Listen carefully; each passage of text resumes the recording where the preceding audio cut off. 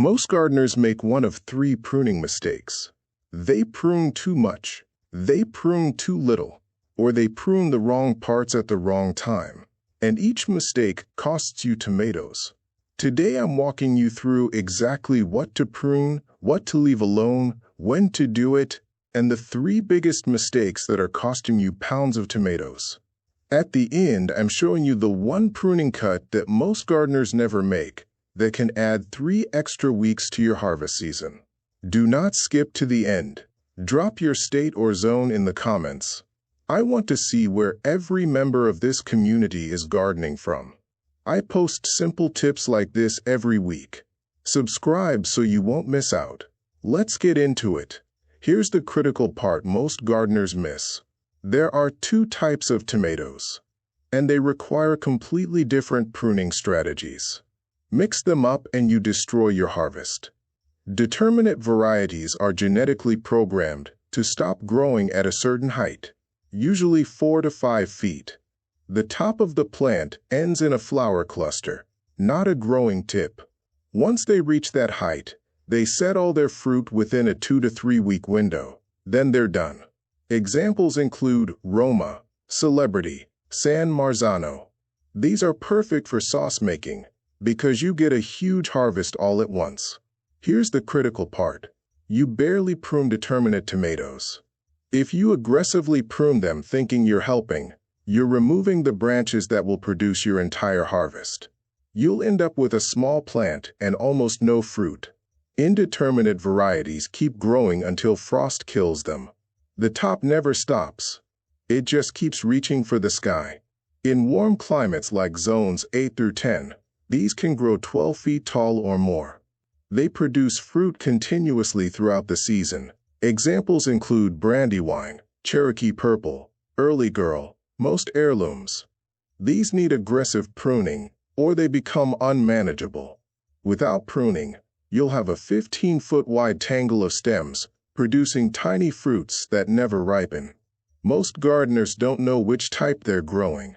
They buy a plant labeled tomato at the garden center, take it home, and start pruning based on advice that was talking about a different type. This is mistake number 1. Type determinate or indeterminate in the comments. Tell me which type you're growing. Before we get into the 3 mistakes fully, you need to understand what you're looking at.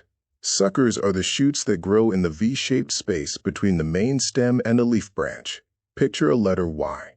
The main stem goes up. A leaf branch goes out to the side. In that 45-degree angle between them, a new shoot emerges. That's a sucker. Here's what makes suckers tricky. They look exactly like the main stem. They grow leaves. They produce flowers. On an indeterminate tomato, if you let every sucker grow, you'll have 20 main stems competing for energy. On a determinate, those suckers are part of the plant's natural structure. Run your hand up the main stem. When you reach a leaf, stop. Look at the V where the leaf connects to the stem. If there's a small shoot emerging from that V, that's a sucker. Now the 3 mistakes that cost you tomatoes. Mistake number 1. Pruning determinates like indeterminates. Last season, my neighbor stripped every sucker off his Roma tomatoes. He remembered reading remove all suckers. Cut them all off. End result. Plants that should have produced 50 tomatoes, each produced 8. He destroyed his entire sauce-making harvest because he treated determinates like indeterminates. On determinates, only remove suckers below the first flower cluster. That's it. Everything above the first flower cluster, you leave alone. Those upper suckers produce your fruit. Mistake number 2. Not pruning indeterminates at all. By July, you have a 6-foot-tall, 8-foot-wide monster with hundreds of tiny green tomatoes that never ripen. Massive plant, minimal harvest, plus disease. Those dense interiors become breeding grounds for fungal problems. Early blight, late blight, septoria leaf spot, all thrive in humid, stagnant air trapped inside unpruned plants. Prune to 1, 2, or 3 main stems maximum. Every week, remove new suckers. You'll get fewer fruits, but they'll be larger and actually ripen. Mistake number 3. Pruning at the wrong time. Gardener prunes on a hot afternoon. Cuts are open wounds. Sun scorches the exposed tissue. Or they prune right before rain. Cuts stay wet for days. Bacteria and fungus enter through those wounds. Prune in the morning on a dry day. Cuts heal faster in moderate temperatures with low humidity. And always sterilize your shears between plants. Dip them in rubbing alcohol. This prevents spreading disease from an infected plant to healthy ones. If you're learning the difference between these types for the first time, hit that subscribe button. I break down gardening confusion like this every single week.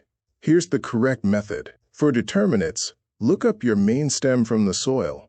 The first flower cluster usually appears when the plant is 12 to 18 inches tall. It'll be a cluster of yellow buds or open flowers. Any sucker growing below that first flower cluster, remove it. Pinch it off if it's small. Use sterilized shears if it's thicker than a pencil. Any leaves touching soil, remove them. Soil harbors disease. Direct contact transfers pathogens to leaves. Above the first flower cluster, you're done. Don't touch anything else. Those upper suckers are part of the plant's fruiting structure. Remove them, and you remove your harvest. For indeterminates, choose your system. Single leader means one main stem. Remove all suckers. Produces fewer but larger fruits. Easier to manage. Best for small spaces. Double leader means main stem plus one selected sucker. Remove all others. Good balance of fruit quantity and quality.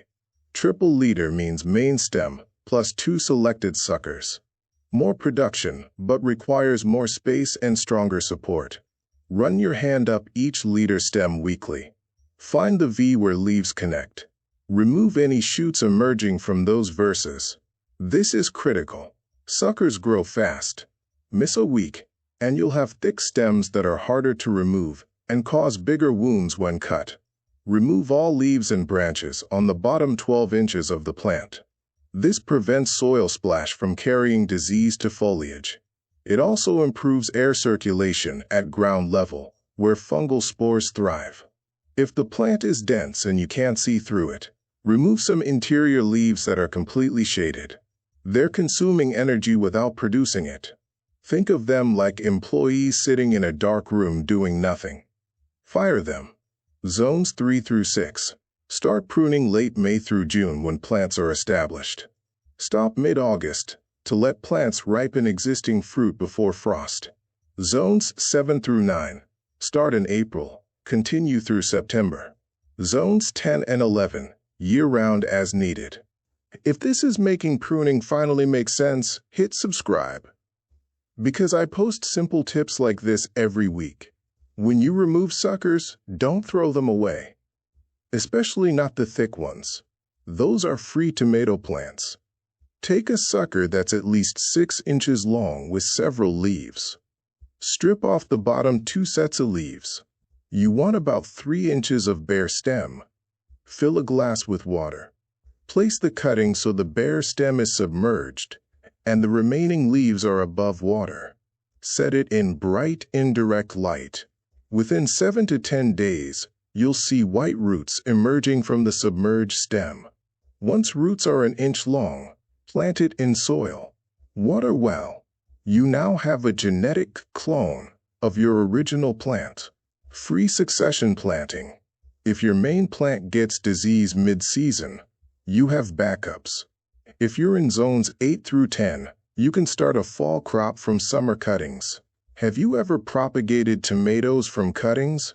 Drop yes or no in the comments. Here's the pruning cut most gardeners never make. The one I promised at the start. About 4 weeks before your first expected frost, you're going to do something that feels wrong. You're going to cut off the top of your indeterminate tomato. Every single growing tip. Decapitate the plant. Indeterminate tomatoes will keep producing new flowers until frost kills them. But here's the problem. Those late-season flowers won't have time to develop into ripe fruit. They'll just sit there as tiny green tomatoes when frost hits. Wasted energy. By topping the plant 4 weeks before frost, you force it to stop vegetative growth. All energy redirects to ripening the existing fruit.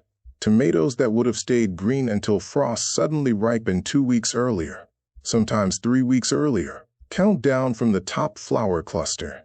Find the 4th or 5th flower cluster from the top. Cut the main stem 6 inches above that cluster. Remove any new flower buds that appear after topping. Zones 3 through 5. Top in late August. First frost typically hits late September. Zones 6 through 7. Top early September. First frost hits mid to late October. Zones 8 through 9. Top mid-September if needed. First frost is November in most years. Tools you need. Bypass pruners, not anvil. Bypass makes clean cuts. Anvil crushes tissue. Dip shears in rubbing alcohol between plants. Suckers thinner than a pencil can be pinched with fingers. Thicker suckers need shears. Don't prune when plant is wilted from heat or drought. Don't prune when rain is forecasted within 24 hours. Know your type. Determinates get minimal pruning. Remove suckers below first flower cluster only. Indeterminates get weekly pruning. Choose 1 to 3 liters. Remove all other suckers. Both types benefit from bottom cleanup. Remove ground-touching leaves and branches. Bonus propagation. Save thick suckers for rooting in water. End of season topping. 4 weeks before frost. Decapitate to redirect energy to ripening.